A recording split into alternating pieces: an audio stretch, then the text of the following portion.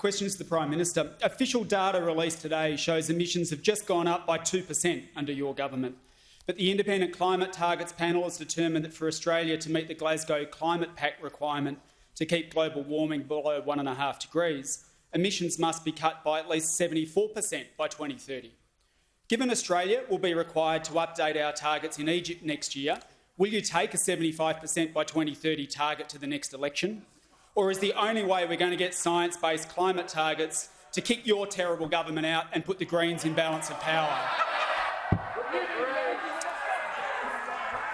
The Prime Minister has the call. The Prime Minister has the call. Order. Mr Speaker. Order. I thank the Shadow Deputy Leader of the Opposition, Mr Speaker, in what hopes to be a Green Labor government, Mr Speaker, after the next election. That's what they hope for. They're calling themselves shadow ministers down there in the Greens, Mr Speaker.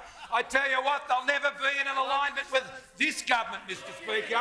There will never be, and there never has been, Mr Speaker, a Liberal Nationals Green government. But, Mr Speaker, I do know that the Labor Party did a deal in government with the Greens to bring in the carbon tax. I know they formed an alliance with the Greens, Mr Speaker, last time they were in the government. I remember the photo. It was almost, Mr Speaker, as shameful as the photo we saw with the former Leader of the Opposition measuring up the curtains before the last election with all the hubris, Mr Speaker. So there they are, getting ready, Mr Speaker, thinking the Greens and Labor are going to walk onto the Treasury benches of this country. The Leader of the Opposition on a point of order. Order. Order. Members on my right, the Leader of the Opposition on a point of order. On relevance, Mr Speaker. Well, hang on. Sit down. I'm still hearing. You sit down, boofhead. You sit down. I've got the Leader call. of the House I've got the call. Sit down.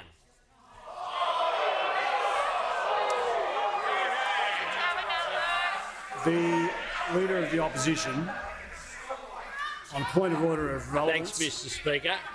On relevance, the only coalition in this parliament is the rabble over there.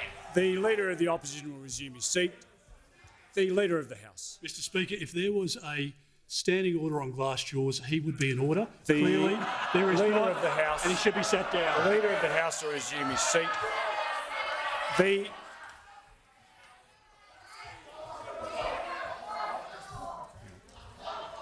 order.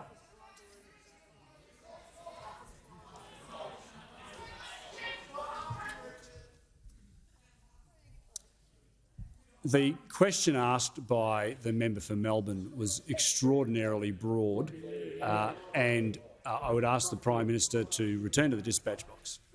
Thank you, Mr Speaker. I note that the Leader of the Opposition takes objection to the suggestion that the Greens and Labor would actually form a coalition. Now, where would I get that idea from, Mr Speaker? They actually did it, Mr Speaker. They actually did it when they were last in government. And I remember many years ago when Lindsay Tanner, the former member for Melbourne, Mr Speaker, the former member for Melbourne said, I think it was before the 2004 election, Mr Speaker, and he said, you know, if it's a close election, we might have to do some of the crazy things the Greens want us to do, Mr Speaker. That's what the former member for Melbourne says, and now a Greens member sits in that former Labor seat, just as a Greens leader would seek to sit in a Labor government, Mr Speaker. So, I can tell the member that under our government, Mr Speaker, emissions have fallen by over 20%, Mr Speaker. Under our government, I can tell you, Mr Speaker, that we have a target for 2030, which we took to the Australian people at the last election, and we will meet and beat, and we'll see emissions fall by 35% by 2030. The Labor Greens target, Mr Speaker, not set yet. They still haven't told you what they want to do in 2030. There's no plan for 2030. There's no plan for 2050. We've been very clear that we will do this through technology, not taxes, but Labor, forced by the Greens, will tax you on that issue.